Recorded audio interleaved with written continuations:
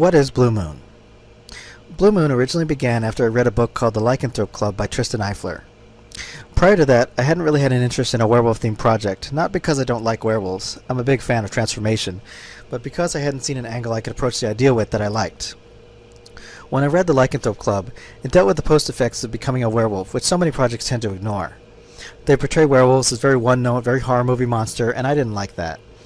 In this book, the main character has to keep her secret, as well as dealing with the side effects that come along with it, and that was something I could get behind. When I started developing the idea, the first two characters I invented were Logan and Abby. I knew I wanted a female lead since I generally lean in the direction of strong female characters, though in the initial version, Abby was intended to be the main protagonist. She didn't have a job yet, but while in the developmental stage, I'd planned for the two of them to have a much more competitive relationship. Abby was going to be dealing with some as-yet undetermined plotline, and she would find she and Logan crossed paths on more than one occasion. As the story developed, they would introduce a threat to be seen more thoroughly in the second installment.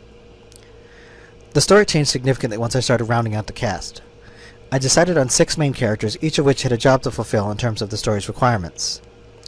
I didn't want the entire cast to be weres, since this was intended to be weres in a human world, so I decided to make the cast 4 weres and 2 human main characters.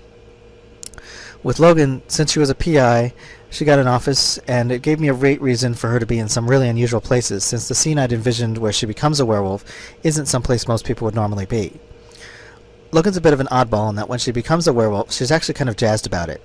Rather than freaking out, she just sort of takes it in stride. Abby, on the other hand, reacts more like a typical person would. What do I do now? Where do I go?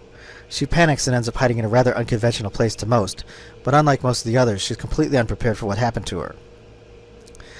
I knew I wanted a transgender werewolf since I wanted to explore a character with one gender as a human and one as a werewolf to sort of address the issue without it being the focus of their character. The lycanthropy sort of becomes a metaphor for it in some ways. I decided that this character would have a gender-neutral name so it would work in either capacity, and I ended up settling on Alex. When developing the series, I thought there should be a character to explain things to the other cast members and to fill in the details of the werewolf as I established it, so that became Cameron. He could not only tell them things they needed to know, but he also provided a link to the greater werewolf, which we only get a glimpse of in the initial book. I considered the idea of one of the main characters having an abusive boyfriend, but I didn't want to give it to the transgender character because I didn't think it fit. It wouldn't make sense with Cameron, so that left Abby or Logan. When I decided to assign it to Abby, it shifted her to a supporting lead since I felt it would take too long to play out that storyline and get her to a place where she could serve as the lead character, so her role switched with Logan's and their relationship became more sisterly in nature. When I considered how to begin the story, I decided the first chapter was going to be about Logan and how she became a werewolf, so this became its entire job. I'll talk about that more in a video on the chapter itself, but the basic idea was that each main were character would get one chapter each to introduce themselves before they all started working together. I'd gotten the idea from other stories I'd seen where it just worked better if you introduced the cast in stages. This isn't to say that Cameron and Abby don't appear in the opening section, but they're not the focus. It starts with Logan, moves to Abby, then Cameron, and lastly Alex, giving each one a focus with the humans filling in the gaps. Blue Moon isn't your typical werewolf novel. The characters aren't your conventional portrayal of werewolves or other things. With this, a lot of the focus is what happens on after you become a were. As for the decision to introduce more than just werewolves, I felt like it offered me more directions to go with other species in the mix, and in fact, it later becomes critical to the plot, so it's another way the series stands out amongst other entries in the genre. As for the 2 human cast members, once I knew Logan was a private detective, I decided to make her boyfriend a police detective, so they'd sort of be in the same world, but not on top of each other. I'll elaborate on that decision in the first chapter analysis. To fill out the main cast, I introduced Kane, and I suppose the best way to describe him is that he's anti-werewolf.